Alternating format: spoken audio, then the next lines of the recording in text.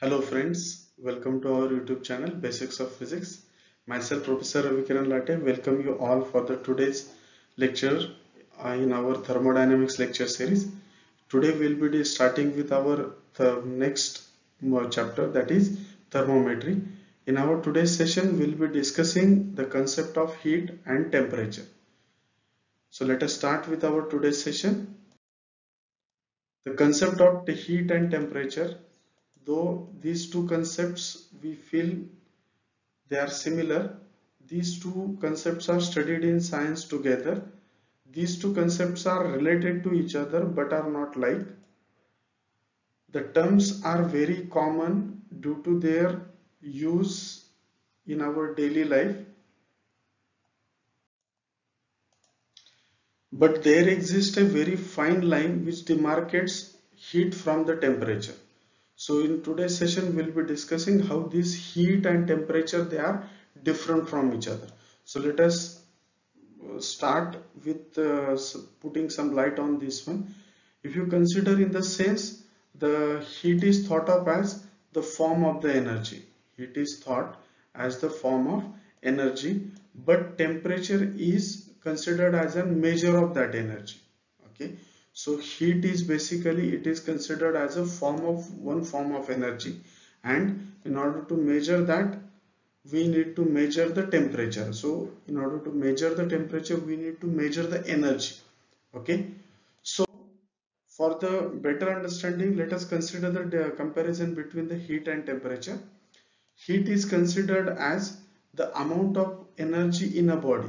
Heat is considered as the amount of energy in a body, and it is denoted by the letter Q. It is denoted by the letter Q. So heat is related to the energy.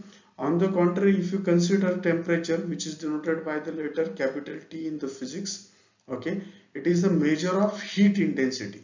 It is a measure of heat intensity.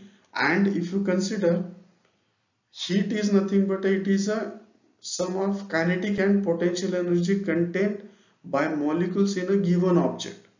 So what amount of kinetic and potential energy is contained by molecules in a given object, that is nothing but it is a heat. On the other hand, if you consider the temperature, temperature represents the average kinetic energy of the molecules for a given substance. So whenever temperature will be there, it represents the average kinetic energy. Generally, heat can flow from hotter bodies to cooler bodies. So heat flows from hotter object to cooler object. On the other hand, temperature does not flow from one point to the another point. It rises when the body is heated and it falls down when body is cooled down. Okay, so that is the one of the difference. Heat has working ability, it can perform some amount of work done. On the other hand, temperature does not have working ability. Generally, heat is measured in terms of joules in standard unit or international units, SI units, whereas the temperature is measured in terms of Kelvin. Device which is used for the measurement of the heat, that is called as the calorimeter.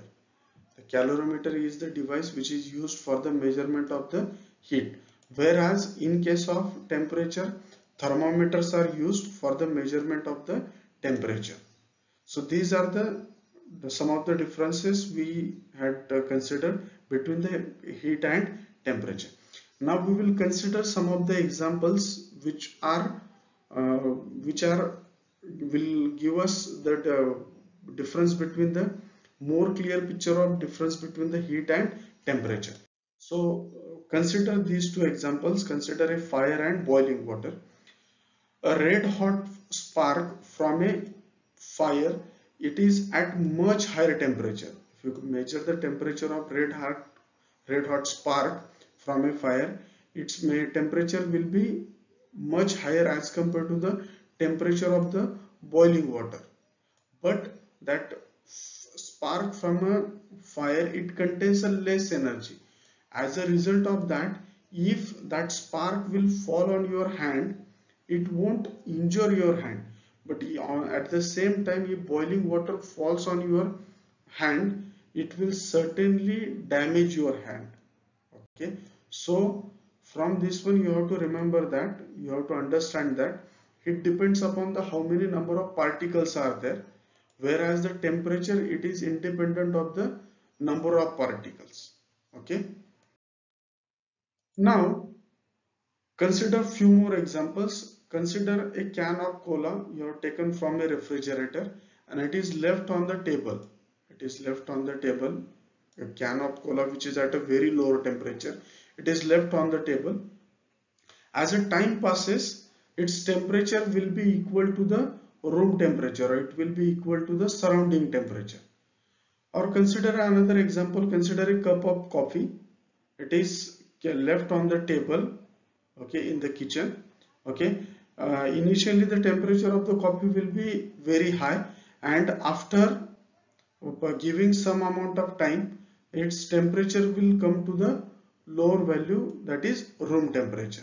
So from this one we can say that the changes in the temperature happens, and it is these changes in the temperature, it happens due to the transfer of heat energy between the system and the surrounding, in this case our environment. Okay, so the changes in the temperature occurs due to the transfer of heat between the system and the surrounding. So heat will be transferred. Basically there are different mechanisms are there for the transfer of heat. We'll discuss these mechanisms now. Generally the transfer of heat, it is takes place with the help of three different ways. What are those three different ways are there? That is nothing but the conduction, convection and radiation. We are using this type of transfer of heat mechanism in our daily life. So what are these? So let us consider first conduction. Conduction, it is the heat transfer between the molecules which are in direct contact with each other without the movement of the particle. Okay, so consider a one iron rod is there. One end of this iron rod, it is heated. One end of the iron rod, it is heated, and this amount of heat will be transferred from this point to this point. The heat will be transferred from this point to this point, from hotter end to the cooler end. After certain time, the cooler end will also be having higher amount of temperature. Okay, so such a kind of transfer of heat, that is called as the conduction. So you have to remember that conduction, it is the heat transfer between the molecules or the object which are in direct contact with each other. Okay, and movement of particle is restricted in this case. Okay, means a object do not move from one point to the another point, but heat will be transferred. And its example is hitting a metal rod at one end, its heat will be transferred to the other end which is at a lower temperature. Next mode of transfer of heat, it is convection. Now what is convection? Convection is nothing but the transfer of heat that takes place due to the movement of particle from one position to the another position. So in convection, the transfer of heat takes place with the help of particles movement. Okay, so particles are moved from one point to the another point in order to transfer the heat. So consider an example. The water is boiling. The water is boiling in a container. So as you pass the heat to this container, so its temperature will increase. Its temperature will increase, and the water molecules which are initially at the bottom, these water molecules, it will move in the upward direction. So that is, this phenomenon is nothing but the convection. Now consider the another example, another type of phenomenon, that is radiation. Okay, what is radiation? When the heat is transferred through a medium wherein space in between, it is not heated up. For example, the heat is transferred from the sun to the earth, means we are getting a heat from the sun. Okay, this heat is transferred with the help of phenomenon of radiation. So the space, it will not be heated up, okay, or its temperature will not increase, but you will be getting a heat from the sun. Okay, so this happens with the help of the phenomenon that is called as a radiation. Now, from these above observations, we conclude that all the objects have a physical property that determines whether or not the body is in thermal equilibrium when placed in contact with each other, and this property is nothing but we call it as an temperature. This property is called as the temperature. So in order to have a thermal equilibrium, it is the temperature which is we need to measure. Now this measurement of temperature measurement, we require them to measure this temperature.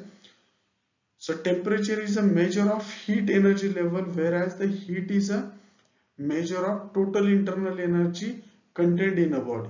Okay, and internal energy is nothing but it is made up of two components, that is nothing but the kinetic energy and the potential energy, which may have a further constituents.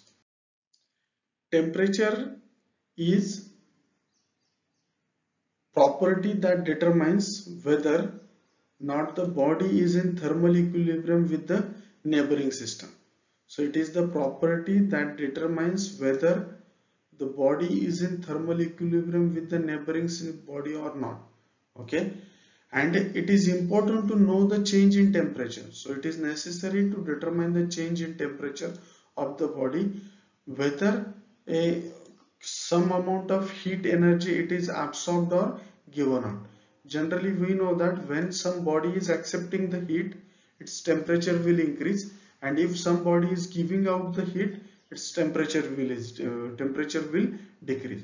So in order to measure this one, will be requiring to measure the temperature, and this temperature can be measured by various methods, or various temperature scales are used for the measurement of this temperature. So what are these different scales of the temperature? One is the Kelvin, another is the Celsius scale, Fahrenheit scale is there, or Reaumur scale is there.